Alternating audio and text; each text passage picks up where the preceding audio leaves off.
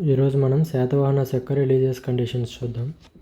దాంట్లో మనం చూడాల్సిన ఆస్పెక్ట్స్ ఏంటంటే Shaivism, Vaishnavism, Bhagavatism, Vedic religion, Jainism, Buddhism. So Satavahanas శైవిజాన్ని ఫాలో అయ్యారా లేదా, ఇఫ్ అయితే మనకి ఎవిడెన్స్ ఏంటిది వాళ్ళు ఫాలో అయ్యారని, లేకపోతే శాతవాహనాస్ శైవిజానికి ఏమన్నా కాంట్రిబ్యూట్ చేశారా లేదా, ఇలా అన్ని రిలీజియన్స్కి చూస్తే సరిపోద్ది అనమాట. సో ఫస్ట్ శైవిజంతో స్టార్ట్ చేద్దాం. శైవిజం. శాతవాహనాసు శైవిజాన్ని ఫాలో అయినట్టు కొన్ని ఎవిడెన్సెస్ ద్వారా తెలుస్తాయి అన్నమాట.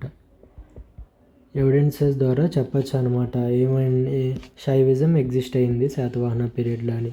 దాంట్లో ఫస్ట్ ఎవిడెన్స్ వచ్చి ఏంటంటే మనకి 25th కింగ్ ఉంటాడు శాతవాహనాసులో. అతని పేరు వచ్చేసరికి వాసిష్ఠిపుత్ర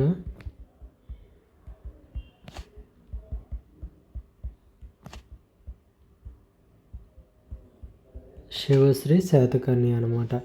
ఇతను డివోటీ ఆఫ్ లార్డ్ శివ అనమాట. Devotee of lord Shiva. If exist అయితేనే కదా వాళ్ళు వర్షిప్ చేసేది, డివోటీ అయ్యేది. సో ఈ విధంగా మనం చెప్పచ్చు అనమాట శైవిజం ఎగ్జిస్ట్ అయిందని. నెక్స్ట్ ఎవిడెన్స్ వచ్చేసరికి ఏంటంటే మనకి గాథా సప్తసతి బుక్ ఉంది. హాలా రాస్తాడు గాథా సప్తసతి. ఎవరు రాస్తారో హాలా రాస్తాడు. సో ఇది దేంతో స్టార్ట్ అయ్యిద్దంటే ఇన్వొకేషన్తో స్టార్ట్ అయ్యిద్ది అనమాట. ఆ ఇన్వొకేషన్ ఎవరికి రిలేటెడ్ అంటే శివాకి, లార్డ్ శివాకి సంబంధించింది. So starts with invocation to lord Shiva అనమాట. ఎండ్ అయ్యేది ఈ బుక్ ఇన్వొకేషన్తోనే ఎండ్ అయ్యిద్ది అనమాట. అదేంటిదంటే invocation to lord Parvati. Lord Parvati, ఓకేనా, ఇది గుర్తుంచుకోండి. ఎండ్ అయ్యేది దీంతో, స్టార్ట్ అయ్యేది దీంతో అనమాట. సో ఈ 2 ఎవిడెన్సెస్తో మనం చెప్పొచ్చు శైవిజం ఎగ్జిస్ట్ అయ్యిందని. ప్లస్ ఇది కాకుండా ఆర్కియలాజికల్గా కూడా మనకు ఒక ఎవిడెన్స్ ఉందన్నమాట శైవిజం ఎగ్జిస్ట్ అయిందని. అదేంటంటే ఫస్ట్ శివలింగం అనేది దొరికిందనమాట గుడిమల్లంలో. ఏంటిది అది? ఫస్ట్ శివలింగం ఈజ్ ఎట్ గుడిమల్లం. ఇది ఎక్కడ ఉంటుందంటే ఏ ప్లేస్లో? చిత్తూరులో ఉందన్నమాట, ఓకేనా. ఇది ఆర్కియలాజికల్ ఎక్స్కవేషన్ అనమాట, ఓకేనా. Archaeological excavation.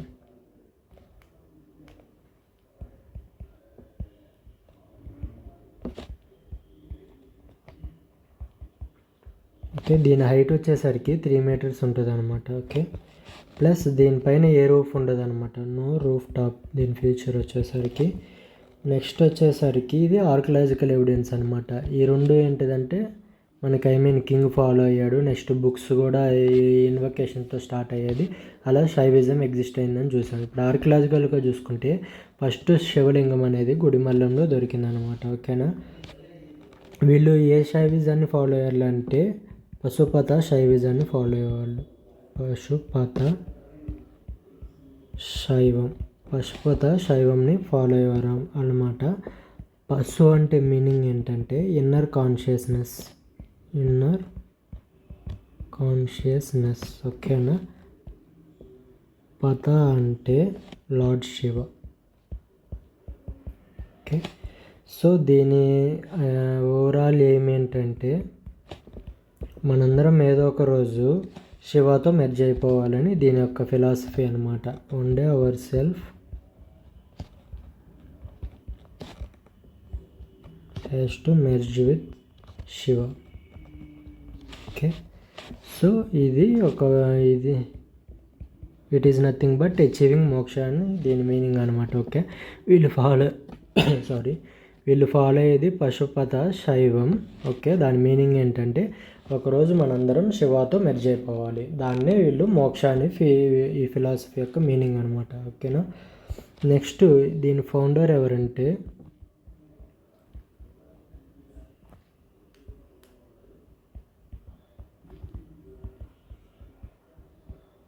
లకులిష శివచార్య అనమాట దీని ఫౌండర్, ఓకేనా.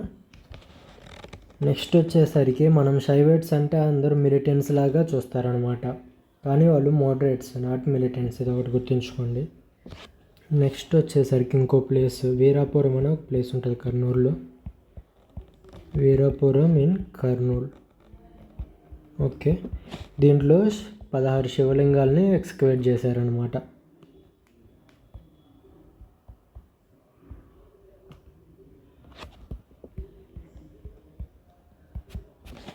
ఓకేనా.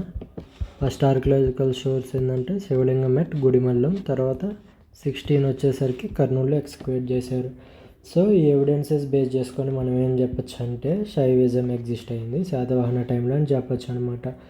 నెక్స్ట్ వైష్ణవిజంకి ఒక రిఫరెన్స్ ఉంది, వైష్ణవిజం ఎగ్జిస్ట్ అయినట్టు. వైష్ణవిజం అదేంటంటే గాథా సప్తసతిలో ఒక రిఫరెన్స్ ఉంటుంది అనమాట, లక్ష్మీనారాయణ. లక్ష్మీనారాయణ అంటే విష్ణువుకే సంబంధించిన నేమ్ అనమాట. ఓకేనా. Gatha Saptasati gives reference of Lakshminarayana.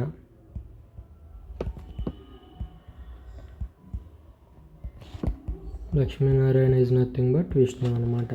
So ఈ విధంగా మనం వైష్ణవిజం కూడా ఎగ్జిస్ట్ అయిందని తెలుసుకోవచ్చు. నెక్స్ట్ వచ్చేసరికి భాగవతిజం చూద్దాం అనమాట. భాగవతిజం. ఓకే, ఈ రిలీజన్కి మోస్ట్లీ ఫారినర్స్ ఎక్కువ అట్రాక్ట్ అయ్యేవాళ్ళు అనమాట భాగవతిజానికి. ఓకేనా. ఈ Bhagavatism is nothing but devotion to lord Krishna అనమాట. ఓకే, కృష్ణాకి సంబంధించింది ఇది. నెక్స్ట్ ఫారినర్స్ ఎక్కువ అట్రాక్ట్ అయ్యేవాళ్ళు అనుకున్నాం. ఎగ్జాంపుల్స్ ఏంటంటే హీలియోడోరస్.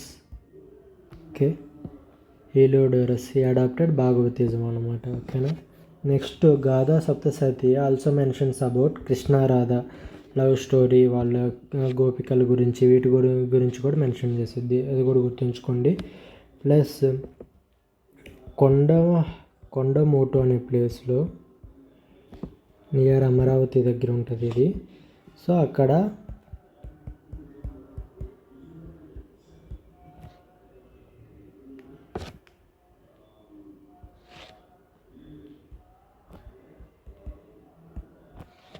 కొండమోటు నియర్ అమరావతి దగ్గర పంచరథ ఐడియల్స్ బయటపడినాయి అనమాట. పంచరథ అంటే 5 గాడ్ ఐడియల్స్ అనేవి ఒక స్టోన్ ప్లేట్ మీద స్కల్ప్ చేయబడి చెక్కారనమాట. 1 stone plate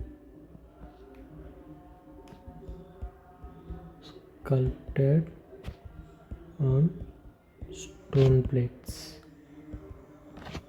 okay, Kondamotu place దగ్గర పంచరథ ఐడియల్స్ అంటే 5 గాడ్ ఐడియల్స్ని స్టోన్ ప్లేట్స్ మీద స్కల్ప్ చేయబడింది అనమాట. ఓకేనా. ఆ 5 గాడ్స్ ఎవరంటే ఫస్ట్ బలరామ అనమాట. బలరామ ఎవరు? కృష్ణ బ్రదర్. ఓకేనా.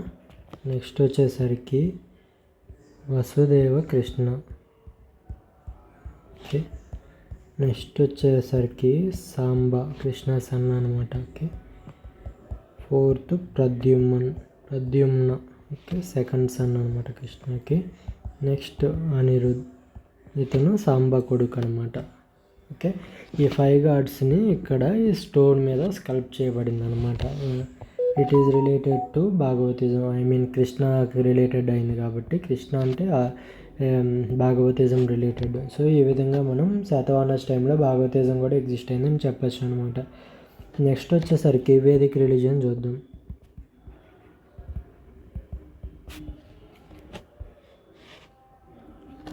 వేదిక్ రిలీజియన్లో ఏముంటాయి? మామూలుగా అయితే సాక్రిఫైజెస్, యజ్ఞాలు, రిచువల్స్ ఇవి ఉంటాయి కదా. సో మనకి ఎవిడెన్సెస్ చూసుకుంటే Naneghat ఇన్స్క్రిప్షన్లో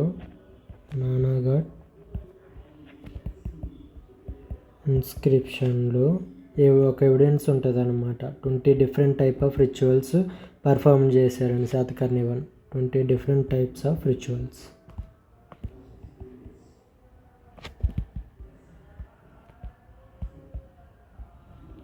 performed by Satakarni 1. Okay, Naneghat ఇన్స్క్రిప్షన్లో దేని గురించి ఉంటుందంటే 20 టైప్ ఆఫ్ రిచువల్స్ గురించి ఎవిడెన్స్ ఉంటుంది. అది ఎవరు పర్ఫామ్ చేశారని ఉంటుందంటే శాతకర్ణి 1 అనమాట. దీంట్లో 1 టైప్ ఆఫ్ రిచువల్ ఈజ్ రత్నవంశ యాగం. అంటే ఇది ఎవరు మినిస్టర్స్ కమాండర్స్ ఉంటారు కదా, వాళ్ళు పర్ఫామ్ చేస్తారనమాట. కింగ్కి మినిస్టర్స్ కమాండర్స్ ఉంటారు కదా, వాళ్ళు పర్ఫామ్ చేసే యాగం ఏమంటారు, రత్నవంశ యాగం అంటారు. ఇది కూడా ఒక టైప్ ఆఫ్ రిచువల్ అనమాట.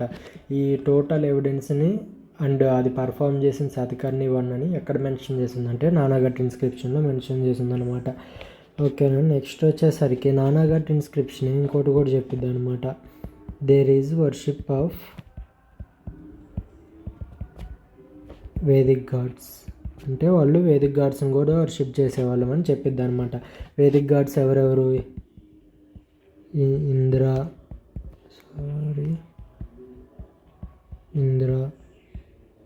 వరుణ్, యమ, సోమ, అగ్ని. ఇంద్ర అంటే తెలుసు కదా మీకు, గాడ్ ఆఫ్ వార్ అనమాట. నెక్స్ట్ వరుణ్ అంటే గాడ్ ఆఫ్ రెయిన్. నెక్స్ట్ యమ అంటే గాడ్ ఆఫ్ డెత్. నెక్స్ట్ వచ్చి సోమ అంటే గాడ్ ఆఫ్ నరిష్మెంట్ అనమాట. అగ్ని అందరికీ తెలిసిందే, గాడ్ ఆఫ్ ఫైర్. ఓకేనా. గాడ్ ఆఫ్ నరిష్మెంట్ అంటే గుడ్ హెల్త్ అట్లా ప్రసాదించే అతను అనుకోవచ్చు మనం. ఓకేనా. సో ఈ విధంగా వేదిక్ రిలీజియన్ గురించి మెన్షన్ చేసిందనమాట మన శాతవాహనస్ టైంలో. నెక్స్ట్ ఫైనల్గా వచ్చేసరికి ఏముంది, బుద్ధిజం అండ్ జైనిజం అనమాట. బుద్ధిజం, జైనిజం ఈ టైంలో ఫ్లరిష్ అయింది. రీజన్స్ ఏంటంటే, first reason Indo Roman trade వల్ల. ఓకేనా. Indo Roman trade.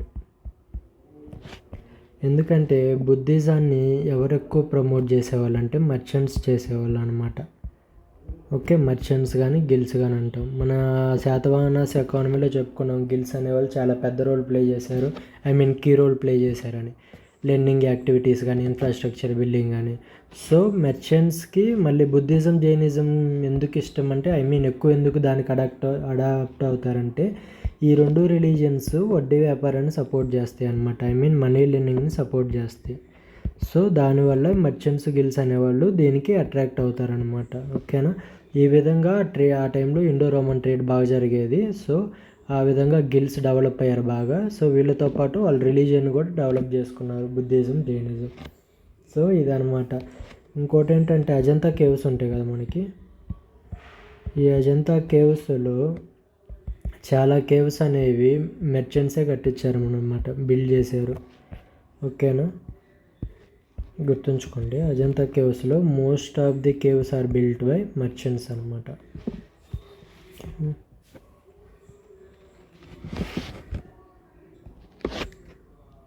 ఇది శాతవాహనాస్ యొక్క religious conditions. Next last topic ఒకటి ఉంది, ఆర్ట్ అండ్ ఆర్కిటెక్చర్, అది అక్కడ చూద్దాం. Thank you.